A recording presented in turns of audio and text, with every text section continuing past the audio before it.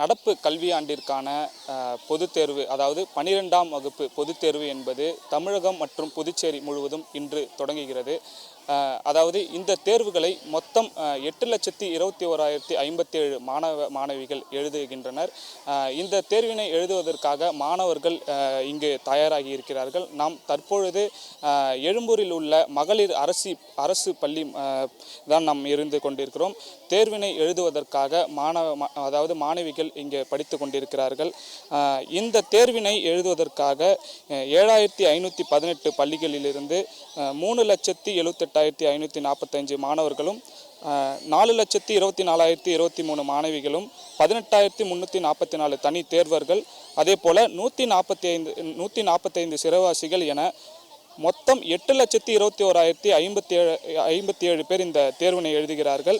அதாவது 3,316 தேர்வு மையங்கள் இருக்கின்றது. இந்த தேர்வு பணியில் ஒவ்வொரு தேர்வு நாள் அன்றும் சுமார் 45,000க்கும் மேற்பட்ட ஆசிரியர்கள் இந்த பணியில் ஈடுபடுகின்றனர். மேலும் தேர்வு முறைகேடுகளை தடுக்குவதற்காக 4,800க்கும் மேற்பட்ட பறக்கும் படையினர் இந்த பாதுகாப்பு பணியில் ஈடுபட இருக்கிறார்கள்.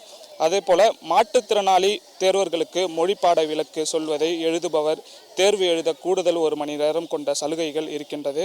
மாணவர்கள், தேர்வர்கள், பொதுமக்கள் தங்களது புகார்களை, கருத்துக்களை மற்றும் ஐயங்களை தெரிவிக்க பயன்பெறும் வசதியாக அரசு தேர்வு இயக்கத்தில் முழு நேர தேர்வு கட்டுப்பாட்டு அறை அமைக்கப்பட்டுள்ளது. தேர்வு நாட்களில் ஒவ்வொரு நாளும் காலை 8 மணி முதல் இரவு 8 மணி வரை இந்த கட்டுப்பாட்டு மையம் என்பது இயங்கும். ஆசிரியர்களுக்கு இந்த தேர்வு அறை உள்ளே வரும்பொழுது தொலைபேசி வைத்திருப்பதற்கு தடை விதிக்கப்பட்டிருக்கிறது. இந்த அறிவுரையை மீறி தேர்வர்களோ அல்லது ஆசிரியர்களோ அலைபேசி போன்ற சாதனங்களை எடுத்து வந்தால் அவர்கள் மீது துறை ரீதியாக நடவடிக்கை எடுக்கப்படும் என்று பள்ளி கல்வித்துறை அமைச்சகம் தெரிவித்திருக்கிறது. அதே போல தேர்வு நேரங்களில் தேர்வர்கள் ஒழுங்கின செயல்களில் ஈடுபட்டால் குற்றங்களுக்கு தக்கவாறு தண்டனை வழங்கப்படும் என்று பள்ளி நிர்வாகம் தெரிவித்திருக்கிறார்கள். அதே போல பள்ளி தேர்வு மையத்தினை ரத்து செய்து பள்ளி அங்கீகாரத்தினையும் ரத்து செய்வோம் என்று தெரிவித்திருக்கின்றனர். மேலும் பள்ளி மாணவிகள் எந்த அச்சமும் கொள்ளக்கூடாது என்று அறிவுறுத்தப்பட்டிருக்கிறது. நாம் இப்பொழுது மாணவிகள் எக்ஸாமுக்கு படிச்சிருக்கக்கூடிய காட்சிகளை பார்க்குறோம். தற்பொழுது ஒரு மாணவி எந்த அளவுக்கு தயாராக இருக்காங்க என்று அவர்களிடம் கேட்போம். நீங்கள் எந்த அளவுக்கு தயாராக இருக்கீங்க? எப்படி கொஸ்டின் பேப்பர்லாம் வரும்னு நீங்கள் எதிர்பார்க்குறீங்க? ஈஸியாக தான் வரும்னு எதிர்பார்க்குறோம். நல்லா தான் ப்ரிப்பேர் பண்ணியிருக்கோம். எல்லாருமே நல்லா எழுதுவோம். உங்களுடைய ஆசிரியர்கள்லாம் என்ன சொல்லியிருக்கிறாங்க? உங்களுக்கு அறிவுரையாக என்ன வழங்கியிருக்கிறாங்க? நல்லா புரிஞ்சு படித்த கொஸ்டினை நல்லா எழுதுங்க. எந்த அளவுக்கு இது பண்ண முடியுமோ அந்த அளவுக்கு பெருசாக எழுதுங்க. நிறைய எழுதுங்க. நிறைய உள்ளே இருந்து தான் கேட்பாங்க. நிறைய எழுதுங்க.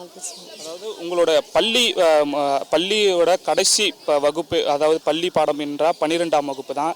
அதை முடிக்கிறதுக்கான ஒரு முக்கியமான தேர்வு தான். இதை எழுதுவதற்காக எந்த அளவுக்கு நீங்கள் கடினமான உழைப்பை போட்டிருக்கிறீங்க இவ்வளோ நாளாக?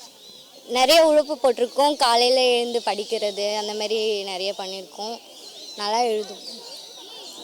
அதே போல் மற்றொரு மாணவி இருக்கிறார்கள். அவர்களிடம் கேட்போம் எந்த அளவுக்கு தயாராக இருக்கிறாங்க என்ன ஏதுன்னு சொல்லி.